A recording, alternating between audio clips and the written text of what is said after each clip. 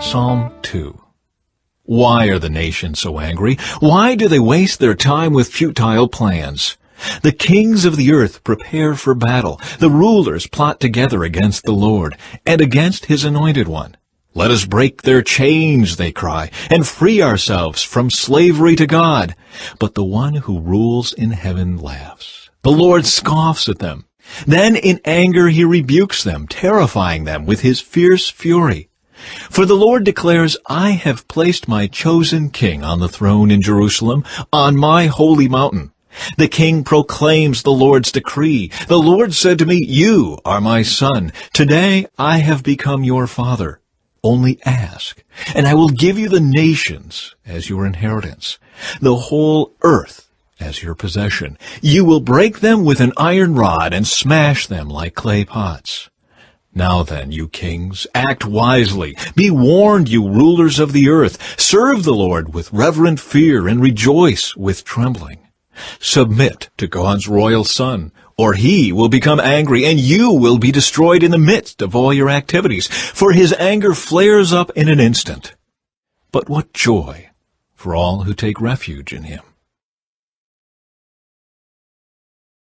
Jesus was born in Bethlehem in Judea during the reign of King Herod.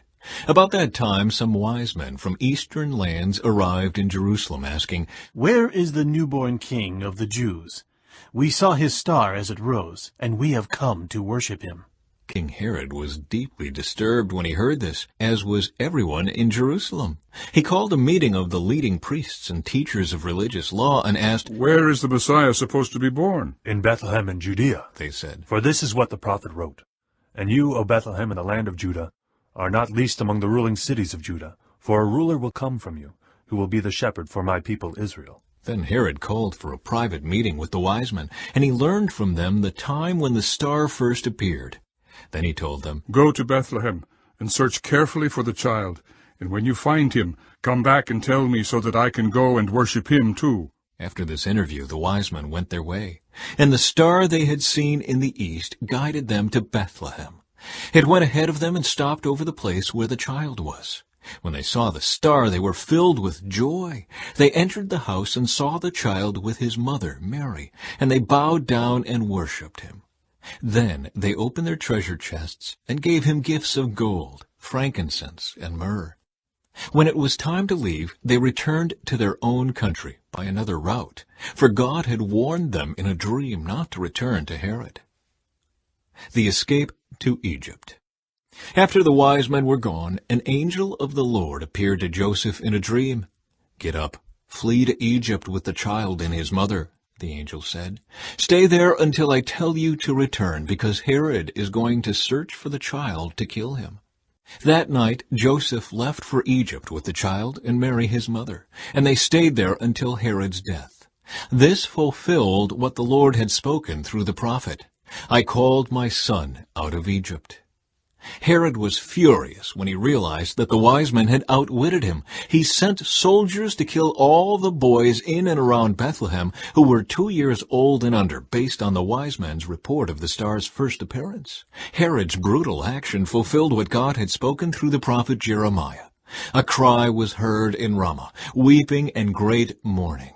Rachel weeps for her children, refusing to be comforted, for they are dead. Then the Lord God said, It is not good for the man to be alone. I will make a helper who is just right for him. So the Lord God formed from the ground all the wild animals and all the birds of the sky. He brought them to the man to see what he would call them, and the man chose a name for each one. He gave names to all the livestock, all the birds of the sky, and all the wild animals. But still, there was no helper just right for him. So the Lord God caused the man to fall into a deep sleep. While the man slept, the Lord God took out one of the man's ribs and closed up the opening. Then the Lord God made a woman from the rib, and he brought her to the man. "At last," the man exclaimed, "this one is bone from my bone and flesh from my flesh. She will be called woman, because she was taken from man." This explains why a man leaves his father and mother and is joined to his wife, and the two are united into one. Now the man and his wife were both naked, but they felt no shame.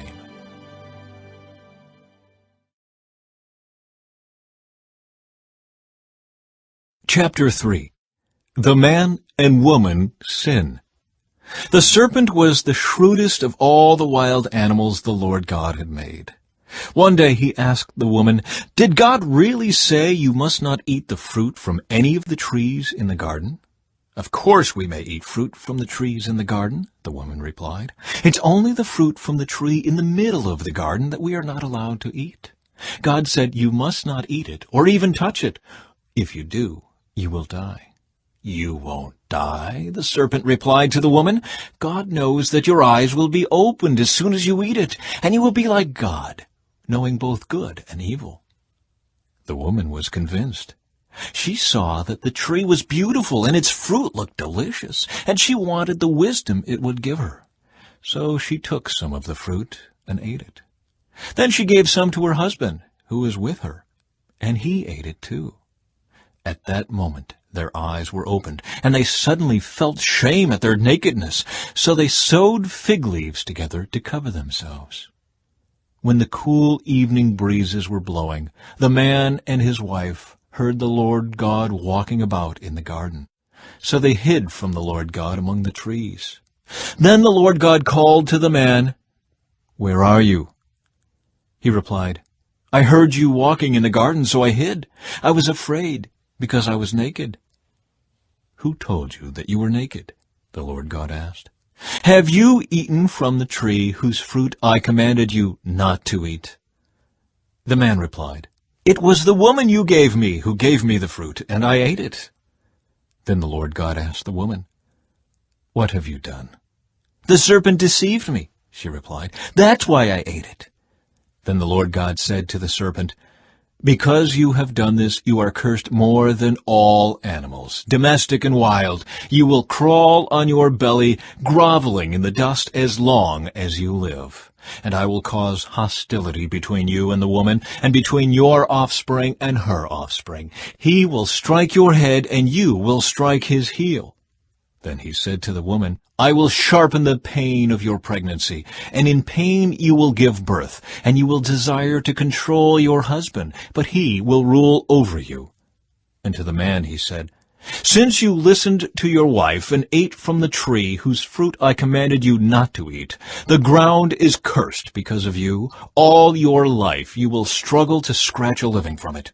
It will grow thorns and thistles for you, though you will eat of its grains.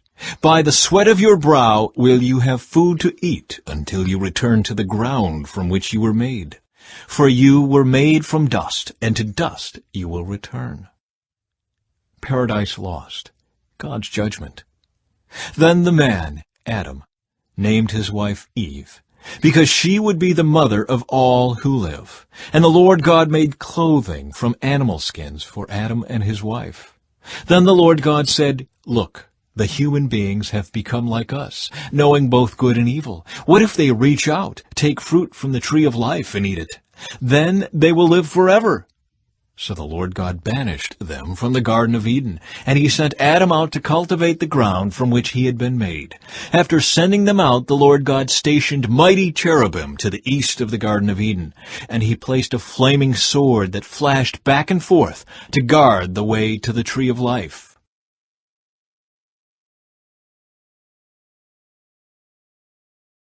Now Adam had sexual relations with his wife, Eve, and she became pregnant.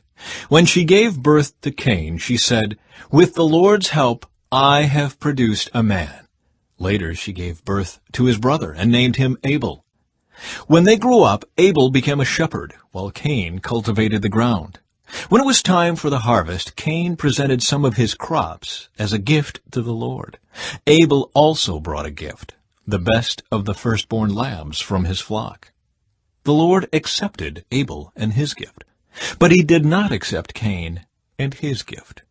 This made Cain very angry, and he looked dejected. "Why are you so angry?" the Lord asked Cain. "Why do you look so dejected? You will be accepted if you do what is right. But if you refuse to do what is right, then watch out. Sin is crouching at the door, eager to control you. But you must subdue it and be its master." One day Cain suggested to his brother, "Let's go out into the fields." And while they were in the field, Cain attacked his brother Abel and killed him. Afterward, the Lord asked Cain, "Where is your brother? Where is Abel?" "I don't know," Cain responded. "Am I my brother's guardian?" But the Lord said, "What have you done?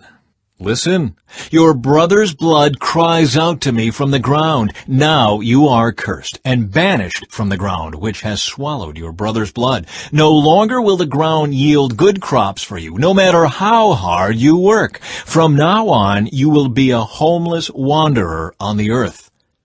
Cain replied to the Lord, "My punishment is too great for me to bear. You have banished me from the land, and from your presence you have made me a homeless wanderer. Anyone who finds me will kill me." The Lord replied, "No, for I will give a sevenfold punishment to anyone who kills you." Then the Lord put a mark on Cain to warn anyone who might try to kill him. So Cain left the Lord's presence and settled in the land of Nod, east of Eden.